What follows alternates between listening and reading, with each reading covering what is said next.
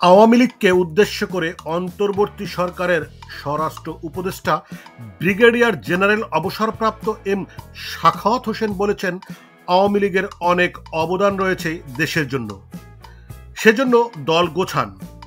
প্রতি বিপ্লব করতে চাইলে হাজার হাজার লোকের রক্ত বহাতে হবে। যদি সেই দায়িত্ব নিতে চান তাহলে নেন, আমার কিছু দরকার নেই। সোমবার সম্মিলিত সামরিক হাসপাতাল সিএমএইচ এ গিয়ে সম্প্রতি সহিংসতার আহত আনসার সদস্যদের খোঁজ খবর নেওয়া শেষে সাংবাদিকদের এসব কথা বলেন সাখাওয়াত হোসেন। আওয়ামী লীগের নেতাদের অনুরোধ করে এই উপদেষ্টা আরও বলেন, আমি আপনাদের কাছে অনুরোধ করি, এমন কিছু করবেন না যা আপনাদের জীবন বিপন্ন হবে, কারণ এদেশের জনগণ এখনো আপনাদের গ্রহণ করতে আসেনি। আমি বরং মনে করি আপনারা আপনাদের পার্টি পুনর্গঠন করেন। এই পার্টির অনেক অবদান রয়েছে। এই উপদেষ্টা বলেন, আওয়ামী লীগের অনেক অবদান আছে বাংলাদেশের জন্য, এটা আমরা অস্বীকার করতে পারি না। একটি রাজনৈতিক দল যেভাবে থাকে ঠিক সেভাবে এটিকে পুনর্গঠন করুন। নির্বাচন আসলে লড়বেন, জনগণ ভোট দিলে আবার ক্ষমতায় যাবেন। এদেশের লোক এত তাড়াতাড়ি ভোলে নাই, একটু সময় দেন, ভুলে যাবে। কারণ যাকে ধরেছিলেন নেতা তিনিও পালিয়ে বেড়াচ্ছেন। যাকে জনগণ ধরছে তাকে আমরা বাঁচাতে পারছি না। অনেক নেতাকে অনেকেই বাঁচিয়েছে, আমরা জানি কে কোথায় আছে। এগুলো না করে আপনারা পার্টিকে পুনর্গঠন করুন। আওয়ামী লীগের প্রতি নিজের সম্মানের কথা জানিয়ে এই উপদেষ্টা বলেন, এদেশের প্রধান পার্টি একরকম আওয়ামী লীগ।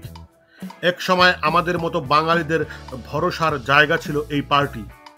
52 আন্দোলন, 69 গণ আন্দোলন, স্বাধীনতা, এসব ব্যক্তিগত কোনো কারণে নষ্ট করবেন না। এটা আমাদের জাতীয় সম্পদ। আপনারা দল পুনর্গঠন করুন, মারামারি না। আমরা আর কোনো মরদেহ চাই না। আওয়ামী লীগকে হুঁশিয়ারি করে এই উপদেষ্টা বলেন, দল পুনর্গঠন করেন, সমস্যা নাই। করি এমন কিছু করবেন না যে আপনাদের জীবন বিপন্ন হয়, কারণ এদেশের পাবলিক এখনও আপনাদেরকে গ্রহণ করতে আসেনি।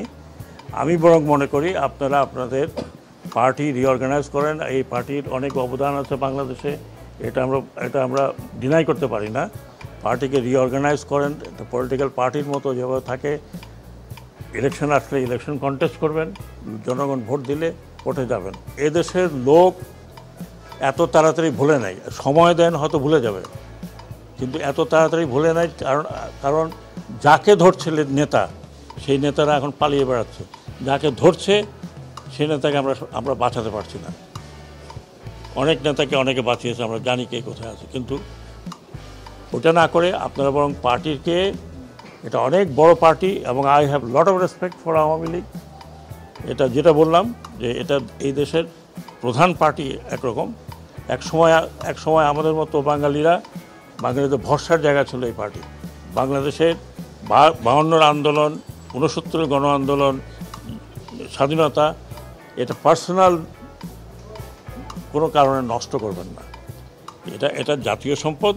আপনারা আসুন, যারা রেগুলার করতে চান। এখানে মারামারি করে কোনো লাভ নেই। আরও কিছু লোকের মৃত্যু আমরা চাই না। অলরেডি 400 থেকে 500, তারও বেশি মারা গেছে উভয় পক্ষে। পুলিশের এই অবস্থা হয়েছে, আনসারের এই অবস্থা হয়েছে।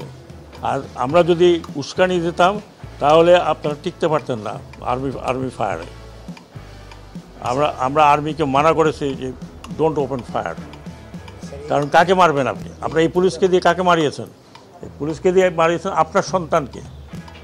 আপনার সন্তান না হয় একজন পুলিশের যে সদস্য কী বললেন যে স্যার কটা গুলি লাগে একটা ছেলেকে, তার ছেলের লাশ।